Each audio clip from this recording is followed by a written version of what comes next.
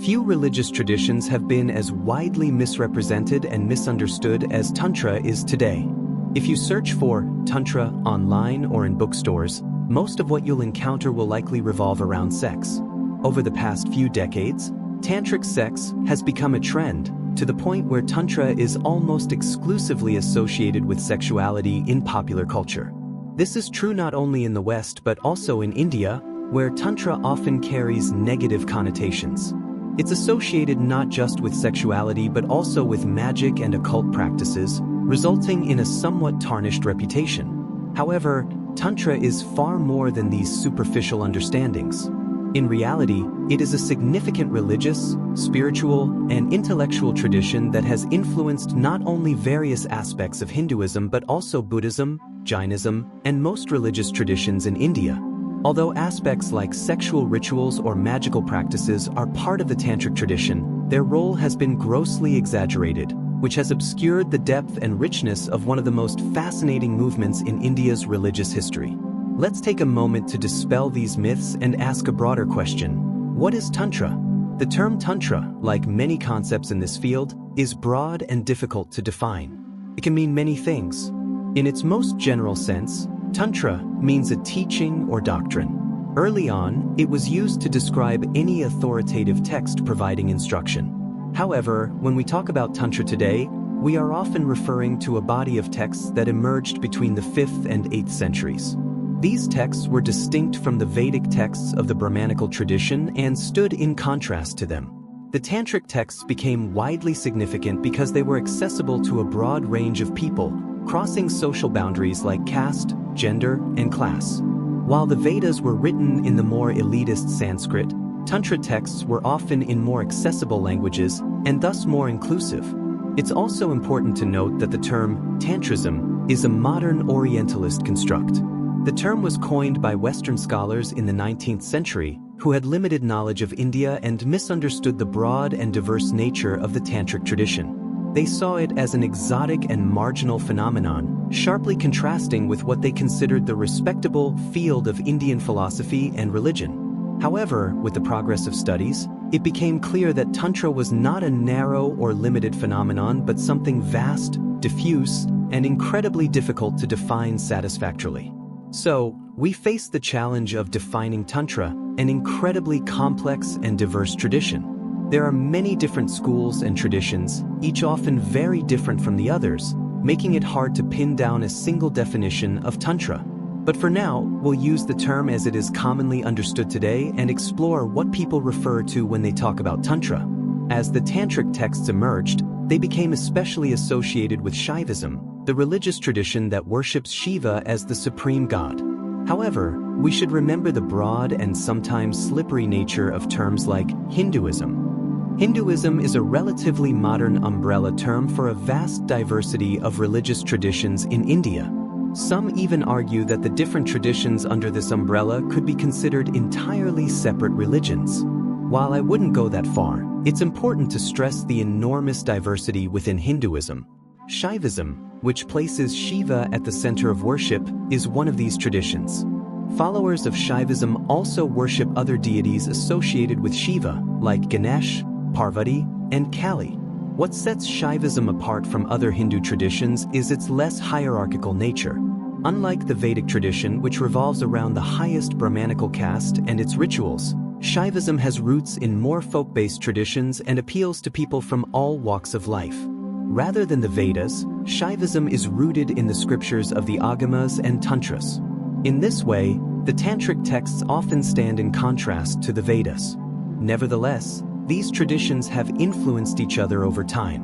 While Tantra is most closely associated with Shaivism, it has influenced many other religious traditions, including Buddhism and Jainism. For example, Vajrayana Buddhism, which is dominant in Tibet, is deeply Tantric in nature. This illustrates Tantra's vast reach, as there are Shaiva Tantras, Buddhist Tantras, Vaishnava Tantras, Jain Tantras, and more. So, what is Tantra really about? Many would say that one of its defining features is its practicality. Like the school of yoga, Tantra places a huge emphasis on the body and sensory experience as tools for achieving liberation. It isn't just speculative philosophy but a practice-oriented tradition that teaches techniques to reach the divine and, in some cases, to merge with it. Some key aspects that define Tantra include its esoteric nature and emphasis on initiation. Tantric teachings are often secret, passed down only to those who are initiated by a guru. The guru plays a central role in transmitting the teachings and guiding students on their spiritual journey. Another key feature of Tantra is its focus on non-dualism or monism. Many tantric practices aim to unite the practitioner's consciousness with the divine or the essential oneness of the universe. Techniques include the use of mantras, meditation, visualization, mandalas, breathing exercises, and theories about energy centers in the body called chakras. The famous Kundalini energy is another concept closely linked with Tantra. Some of these practices, like mantras and mandalas, may already be familiar to you. Mantras, for example, are a crucial part of tantric practice, but their use predates Tantra. The Vedic Upanishads mention mantras, such as the syllable Om, which is described as the fundamental cosmic sound that underpins the universe. In Tantra, mantras are essential, and their meanings can range from clear and symbolic to esoteric and known only to the initiated. Other tantric practices include the visualization of mandalas, which represent complex spiritual concepts and deities. Mandalas can be highly intricate and serve as powerful tools for meditation and spiritual insight. Finally, Tantra places a strong emphasis on the body's energy centers, or chakras. This system teaches that there are various energy centers in the body, and through certain practices, practitioners can activate these centers and achieve higher states of consciousness. The Kundalini, often depicted as a coiled serpent at the base of the spine, can be awakened through these practices, leading to spiritual enlightenment. In conclusion, Tantra is a highly complex, diverse, and practical spiritual tradition that spans multiple religious contexts and has played a significant role in shaping Indian spiritual thought. Although aspects of Tantra related to sexuality and magic have been exaggerated, its deeper teachings offer profound insights into the nature of the divine, the body, and the mind. There are various theories regarding the number of chakras, but they are typically believed to range between 5 and 7, starting at the base of the spine and ascending to the crown of the head. At the spine's base lies a reservoir of divine feminine energy known as Kundalini, which means coiled, and is sometimes symbolized by a snake deity. Much of tantric practice, including mantra recitations and other rituals, aims to manipulate this energy along the chakras within the body. When awakened, Kundalini energy rises like a snake from the base to the crown, sparking a mystical experience often referred to as a Kundalini awakening. These practices have influenced various traditions within Hinduism, such as yoga, and continue to be present in many New Age movements. Tantra, along with related traditions like Shaivism and Shaktism, is notably practical and body-focused.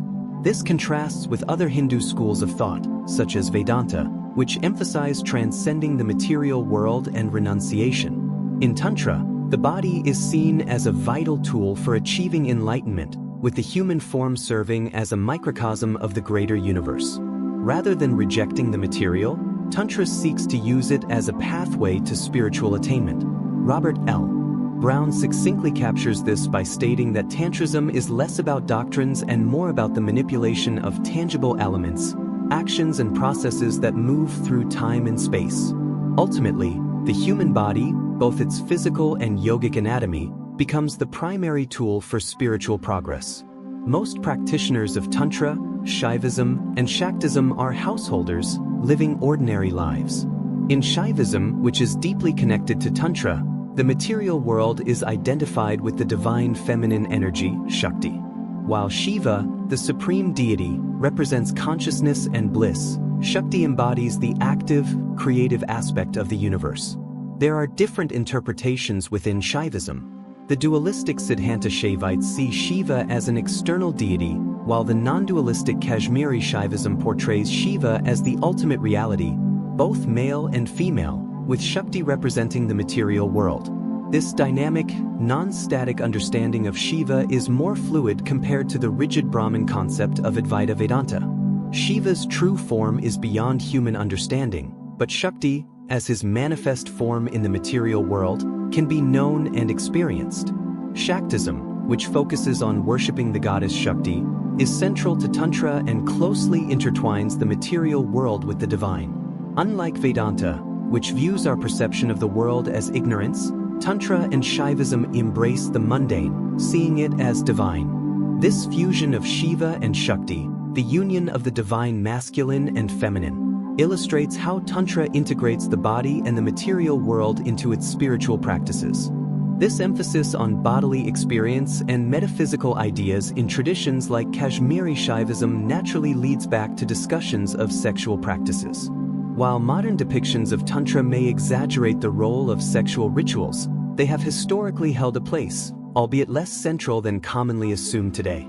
Tantra has often been divided into the so-called right-hand path, Dakshinakra, and left-hand path, Vimakra, distinctions that have been oversimplified in contemporary occultism and New Age movements. The right-hand path is linked to practices that are considered more orthodox or that align with societal and religious norms. Common religious acts like prayer or offerings fall under this category. On the other hand, the left-hand path is connected with heterodox practices, often seen as taboo or extreme. In Tantric and Shaiva traditions, this can include antinomian spiritual practices that defy norms, such as those involving drugs, alcohol, dead bodies, or even sexual rituals. A notable example of left-hand Shaivism is the Aghori, who perform acts like meditating on corpses and covering themselves with human ashes to dissolve the distinction between purity and impurity, aiming to realize the non-dual nature of reality and Shiva. This perspective is key in some tantric practices, but it represents just one aspect of Shaivism, not the entire tradition. In the Kaula school, a non-dual, Shakti-oriented form of Shaivism, sexual rituals are practiced, highlighting the body's importance in spiritual growth. Such acts, seen as mirroring the union of Shiva and Shakti, are highly symbolic, reflecting the union of masculine and feminine forces, and lead to spiritual transformation. Sexual symbolism is prevalent in Shaiva traditions, as shown in artwork and frescoes with pronounced eroticism. These practices have often been exaggerated, with figures like Aleister Crowley and Osho in the 20th century contributing to their focus in Western esotericism, even though historically they were a minor part of a vast set of practices. If you're keen to explore more, I recommend Angela Puka's channel, Angela Symposium. She has a detailed video on Tantra and sex magic that complements this topic. To summarize, Tantra or Tantrism is a complex, broad tradition that spans Hinduism, Buddhism, and Jainism. It's associated with specific texts and practices, with a strong emphasis on the body. We've touched on key elements of Tantra, particularly its relationship to Shaivism, and we'll dive deeper into topics like Kashmir Shaivism in future episodes.